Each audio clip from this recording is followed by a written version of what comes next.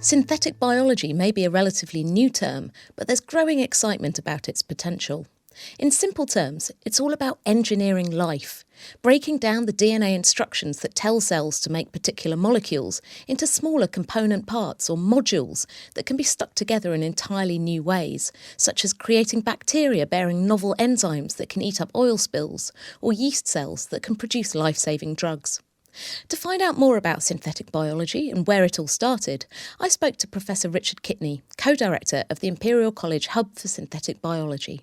Basically, the start of synthetic biology really occurred with a good point is with the initial sequencing of the human genome, which you could say is around 2001.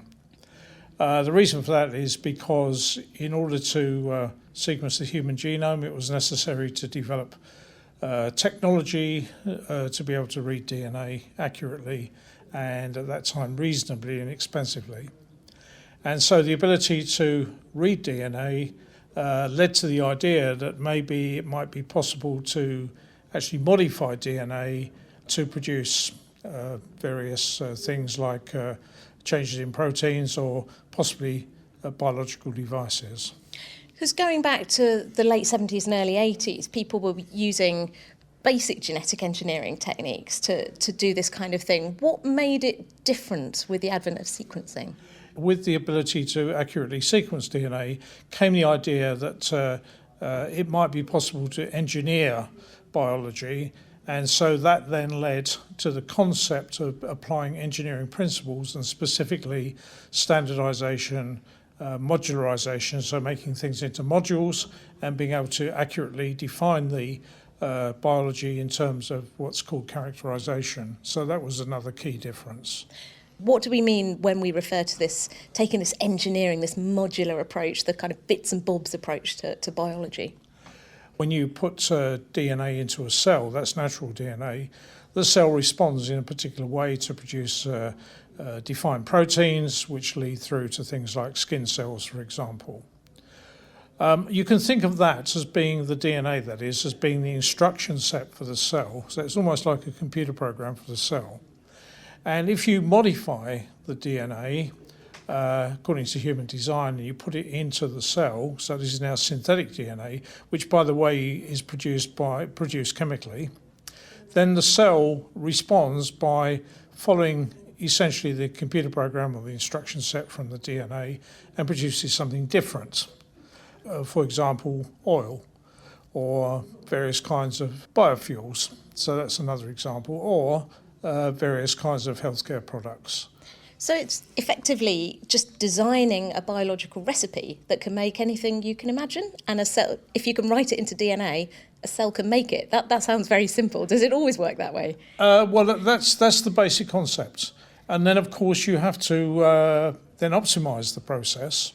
And so optimizing the process involves obviously a lot of science, but particularly what kind of cell you're going to use. Some cells are better than others for different applications. And is it always bacterial cells or yeast cells, or are there any human cells that you can stick these things into as well?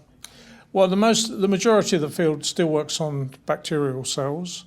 In terms of mammalian cells, yes, there is a field of synthetic biology which is beginning to develop, which is using mammalian cells for different applications. What sort of applications is this kind of technology suitable for? What can you do with it? Well, there are a wide range of applications. So I think you have to go back to the basic strategy, and the basic strategy employed by ourselves and many other groups around the world is the idea that you can design and build what's called platform technology. So this is technology which works across a wide range of applications. So you don't actually need to modify the basic technology, it works for different applications. So the applications would be are in areas such as healthcare, for example, the development of biosensors of various kinds, the development of biological logic. So this is the idea that you can develop the direct equivalent to electronic logic, electronic computing, but in biology. Various kinds of new materials, different ways for bioremediation, so cleaning up oil spills, etc., using bacteria which have been programmed to eat oil. There are some examples.